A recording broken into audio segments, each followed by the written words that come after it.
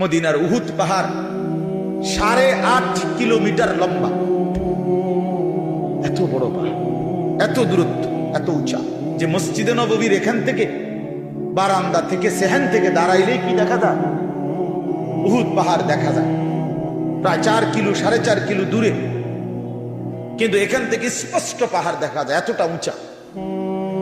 তাহলে এত উঁচু এত লম্বা পাহাড় স্বর্ণ বানিয়ে দিলে আল্লাহ নবী সাল্লাল্লাহু আলাইহি ওয়াসাল্লাম বলেন সে আরো একটা চাই। এরপরে নবী বলেন, শোনো বনি আদম,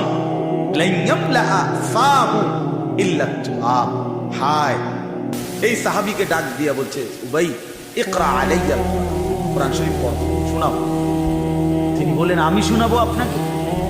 আমরাই তো শুনি আপনার সামনে আমি কোরআন পড়বো, এই সাহস তো আমার নাই।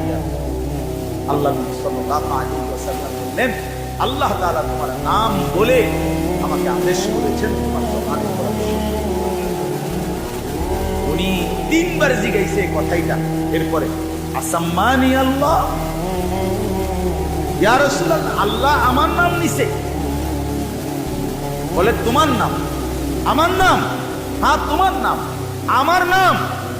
বলছে হ্যাঁ তোমার নাম। তিনি